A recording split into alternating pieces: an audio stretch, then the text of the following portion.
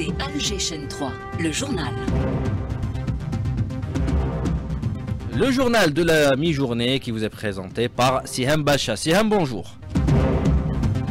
Rustom, bonjour à tous. Au sommaire, on célèbre aujourd'hui l'école et le savoir à travers la journée internationale de l'éducation. Association des parents d'élèves, syndicats et enseignants saluent l'intérêt que portent les pouvoirs publics à ce secteur. Les représentants d'associations des parents d'élèves ont été reçus hier par la commission de l'Assemblée nationale en charge de l'éducation. Ils ont exposé leurs préoccupations et mis en garde contre les messages tendancieux véhiculés par les réseaux sociaux. L'Algérie se préoccupe du sort des petits Razaouis. On estime que 660 000 sont privés d'éducation. Amar Benjama parle d'une guerre contre les enfants. Toujours au Conseil de sécurité, le chef de la diplomatie algérienne a plaidé pour une meilleure coopération ONU-Ligue arabe.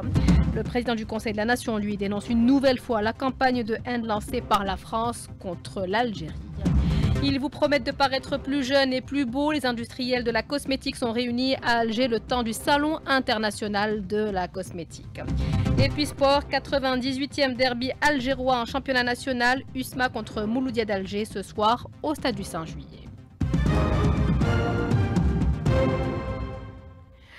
Madame, monsieur, bonjour et bienvenue. C'est la journée internationale de l'éducation, une célébration mondiale qui met en exergue le rôle primordial de l'éducation dans l'édification des sociétés. Chez nous, le CNDH, le Conseil national des droits de l'homme, a relevé cette semaine l'intérêt que portent les pouvoirs publics à l'éducation et à l'apprentissage. Cet intérêt vient de s'illustrer par la récente adoption du statut particulier des fonctionnaires appartenant au corps spécifique de l'éducation nationale, dont le décret exécutif vient de paraître au dernier journal officiel. Le décret précise les dispositions particulières applicables aux fonctionnaires appartenant au corps spécifique de l'éducation nationale et fixe la nomenclature ainsi que les conditions d'accès aux divers grades et emplois correspondants.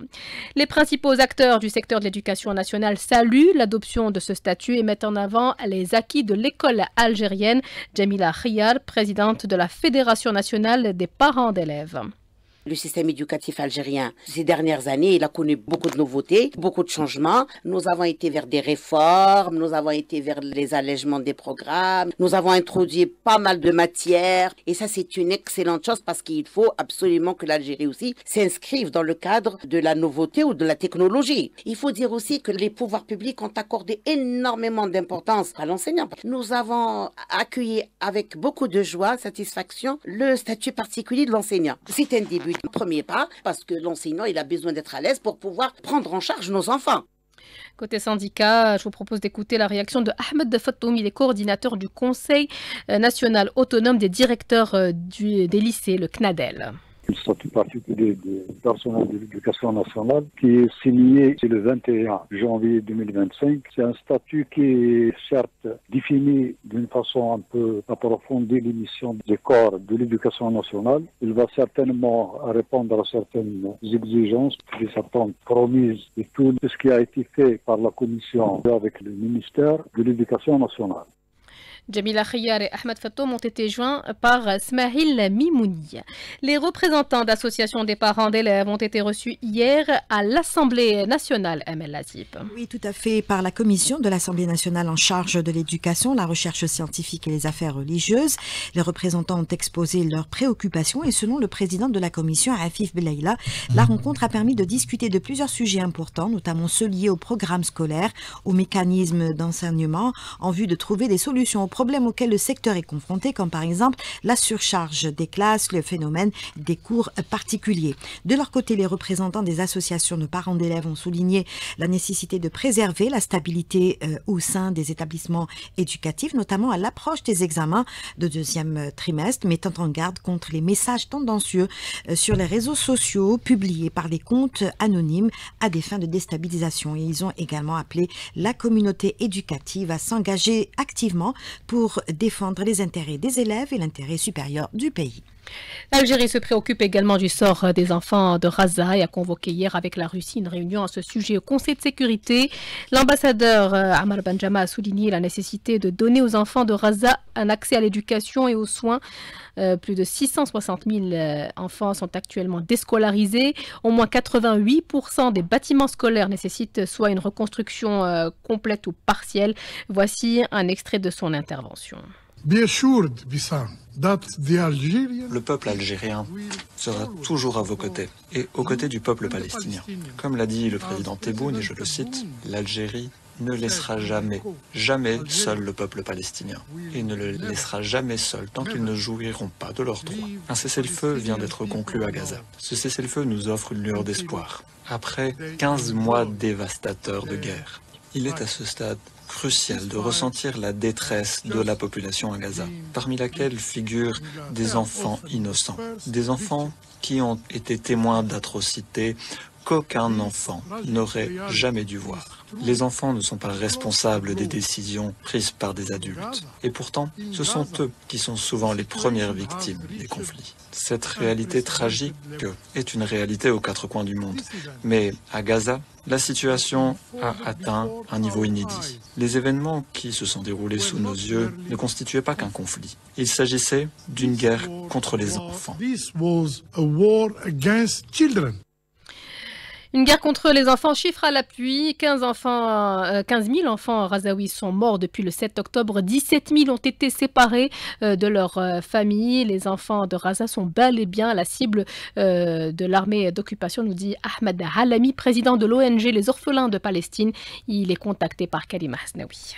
Si toute la population a subi donc les bombardements ainsi que les violations des droits élémentaires d'un être humain, les enfants demeurent la partie la plus fragile dans cette société-là. L'occupant sait très bien que la génération à venir, c'est elle qui continuera le combat. Si aujourd'hui les bombardements ont cessé et l'agression est arrêtée momentanément, les enfants garderont des séquelles inoubliables. Entre peur et crainte, entre espoir, les enfants de Gaza aujourd'hui ne demandent qu'une chose, c'est qu'on leur donne un droit élémentaire, le droit à la vie. S'il y a un travail qui est prévu, donc des acteurs sociaux, éducatifs et psychologues, les séquelles sont énormes. Rétablir un état d'esprit sain pour ces enfants-là reste le défi du lendemain.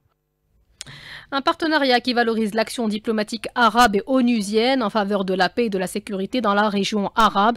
C'est ce pourquoi a plaidé le chef de la diplomatie algérienne Ahmed Attaf hier lors d'une réunion du Conseil de sécurité présidée par l'Algérie. Ahmed Attaf a affirmé qu'une synergie des efforts entre la Ligue arabe et l'ONU permettrait de contribuer à l'accompagnement de la Syrie qui a subi d'indicibles, d'innommables et d'incommensurables tragédies sur la voie du rétablissement de la paix et de la sécurité sur son territoire. Le président du Conseil de la Nation est revenu hier sur la campagne de haine lancée et entretenue par la France contre l'Algérie. Salah Goudjil a rappelé que l'Algérie n'a aucune dette qui permette à une quelconque puissance de lui imposer quoi que ce soit. Voici ses propos.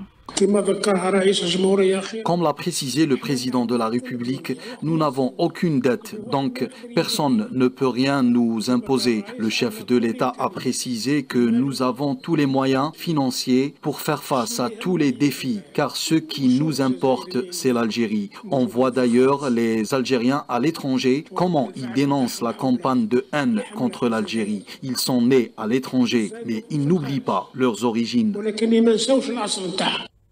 Le président du Conseil de la Nation s'exprimait à l'occasion de l'adoption hier du texte de loi relatif à la gestion des déchets. À cette occasion, la ministre de l'Environnement a rappelé que les essais nucléaires français dans le Sahara algérien continuent d'avoir des effets sur l'environnement et sur la population.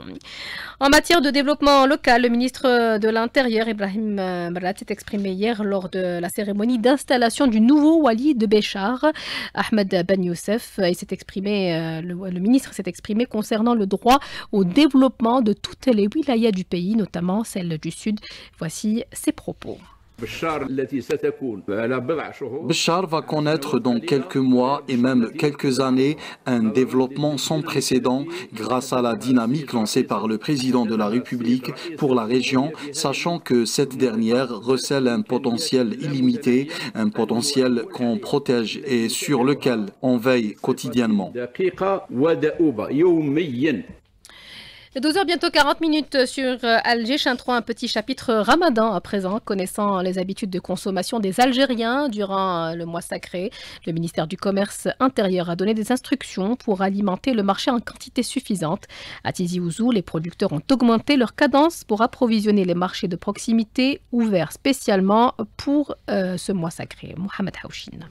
Le mois sacré de Ramadan approche à grands pas et dans la wilaya de Tizi Ouzou, la direction locale du commerce a déjà pris ses devants pour assurer la grande disponibilité des produits de large consommation, mais aussi les viandes rouges et les viandes blanches, tout en prévoyant l'ouverture de 23 marchés de proximité à travers toute la wilaya, et ce avec la franche adhésion des producteurs et des grossistes locaux, comme nous le confirme le directeur du commerce de la wilaya, Abdelkrim Mrabat. Toutes les mesures nécessaires ont été prises pour le Ramadan pour assurer le suivi et l'approvisionnement du marché de Tizi Ouzou. J'assure les produits de large consommation sont disponibles durant tout le mois de Ramadan. Pour initier, on a programmé une rencontre avec les producteurs de la wilaya de Tizi Ouzou, les minoteries, les soumedrés, les litrés, pour les inciter, pour augmenter la production, prolonger la disponibilité des produits, notamment les produits de large consommation. Pour les marchés de proximité, on a programmé 23 marchés de proximité dans toute la wilaya en attendant le contrôle des brigades de contrôle de la qualité pour s'assurer est-ce que ce sont adéquats pour préparer les marchés de proximité. Pour les viandes rouges, heureusement dans la wilaya de Tizi Ouzou, on a un importateur de la viande rouge. La disponibilité elle est assurée par cet importateur. Donc la quantité commercialisée c'est 22 tonnes par semaine. Pour les viandes blanches, on a un stock de 347 tonnes pour Ramadan, Inch'Allah. Tizi Ouzou, Mohamed Haouchine, Projet 3. Et qui dit consommation dit déchets, à Oran, des camions et des agents supplémentaires seront mobilisés pour la collecte ou leur collecte durant le Ramadan. Hamza Belmadani. L'EPIC Oran Propreté va mettre en place un programme de travail spécial durant le mois sacré de Ramadan afin d'assurer la collecte des déchets ménagers à travers les différents quartiers de la ville d'Oran, selon son directeur Jamel Bellagra. Le parc de l'entreprise sera renforcé par l'ajout de 3 nouveaux camions de collecte des déchets d'une capacité de 8 mètres cubes chacun. 200 agents supplémentaires seront mobilisés pour renforcer les équipes existantes durant le mois de Ramadan. Ces agents travailleront en 2 équipes, l'une le matin et l'autre en soirée, afin de répondre à l'augmentation des déchets ménagers collectés. 200 ouvriers qui travailleront, Inch'Allah, matin et soir pour renforcer le nettoyage. Par exemple, actuellement, on frôle les 300 tonnes jour, mais pour le mois sacré, on dépasse les 400 tonnes jour. Actuellement, on est aux alentours de 45 bennes tasseuses, plus les camions à bennes. Le citoyen, c'est toujours un seul message, c'est nous aider par le respect des horaires de faire sortir les ordures. Donc pour Ramadan, ça sera après le Maghreb, Inch'Allah. Généralement, Ramadan, on garde les 3 rotations, matin, après-midi et après Ftour, Inch'Allah. Dorom, Mohamed Hamza Belmadani, Al-Jayshan 3. L'actualité à l'étranger à présent, avec vous Kalima Hasnaoui. On commence par le massacre qui se poursuit à Jenin. Les troupes militaires sionistes poursuivent leur agression acharnée sur la ville et le camp de réfugiés de Jenin pour le 4e jour consécutif. Le bilan provisoire fait état de 12 martyrs et des dizaines d'autres blessés. Le vice-gouverneur de Jenin, Mansour Saadi, a rapporté que les troupes bloquent les 4 entrées principales de la ville et de son camp de réfugiés. Des bulldozers ont détruit les entrées des villes d'Al-Yamoun et de Selat Haritiya situées à l'ouest de la ville. 6e jour du cessez-le-feu, les négociations se poursuivent pour ficeler le 2e échange de prisonniers devant avoir lieu demain. Le chef du mouvement de la résistance, le Hamas, en Cisjordanie occupé, Zahar Jabarin, a assuré qu'une liste de 4 prisonniers de guerre sera remise aujourd'hui. Et à 2 jours de l'expiration de l'accord de cessez-le-feu au Liban, l'agresseur sioniste poursuit ses violations et maintient ses positions au sud du pays. Hier soir, une force sioniste a pénétré la localité de Beni Hayyan et a tiré des rafales de mitraillettes et brûlé 13 habitations, rapportent les médias locaux.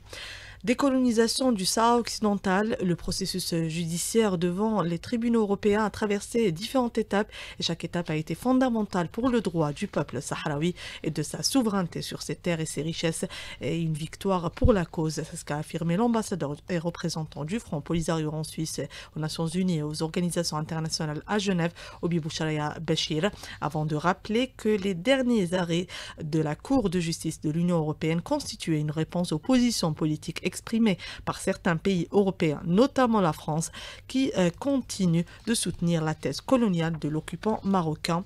Et justement, au Maroc, le scandale de corruption du chef du gouvernement Aziz Akhanouch se poursuit.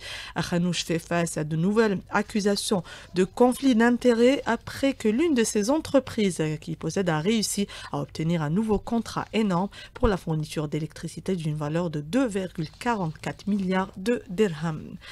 Le président américain Donald Trump met en garde contre les conséquences découlant de l'échec du cessez-le-feu à Gaza. S'adressant au forum de Davos, Trump a affirmé que c'est son équipe qui a mené les négociations sur un cessez-le-feu au Moyen-Orient.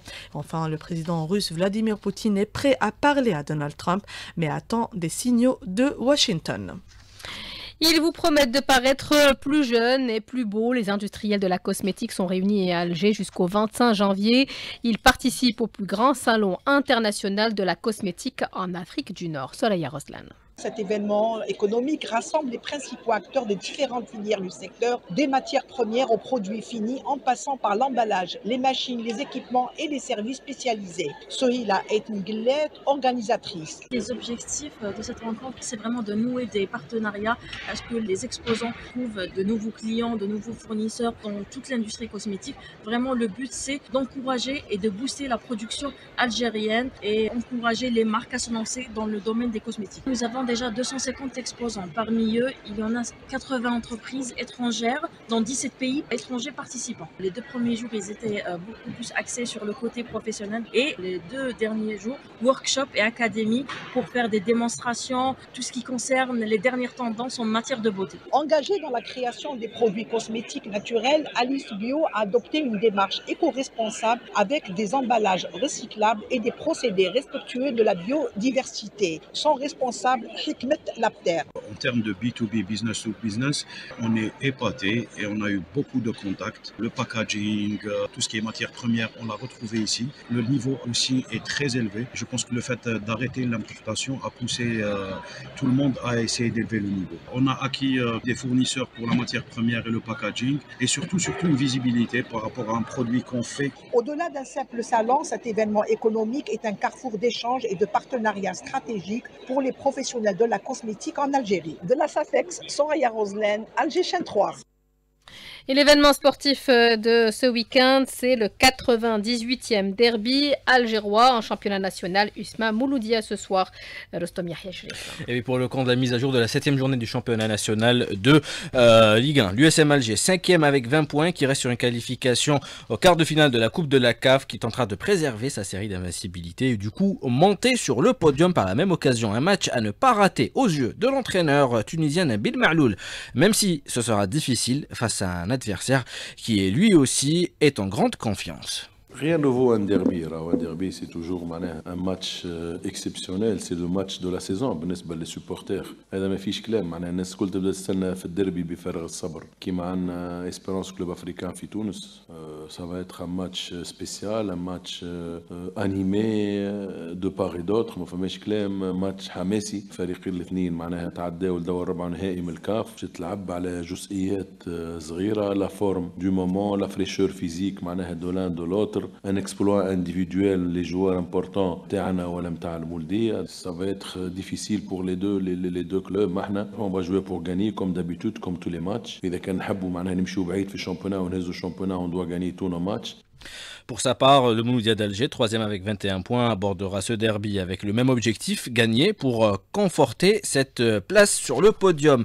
L'autre entraîneur tunisien qui sera sur le banc, celui du Mouloudia d'Alger, Khaled Ben Yahya, quant à lui, parle de ce big derby qui reste ouvert à tous les pronostics. Ces matchs-là se jouent dans l'ambiance et l'environnement et le contexte, c'est tout à fait différent que les matchs championnat. C'est un derby où tout le monde veut gagner, tout le monde veut mettre de la pression sur l'autre, mais dans l'ensemble, je crois que ce n'est qu'un match de football. On doit essayer de jouer comme d'habitude, que ce soit l'USMA ou le Mouloudia. On doit jouer, le plus important, c'est que se joue dans le fair play.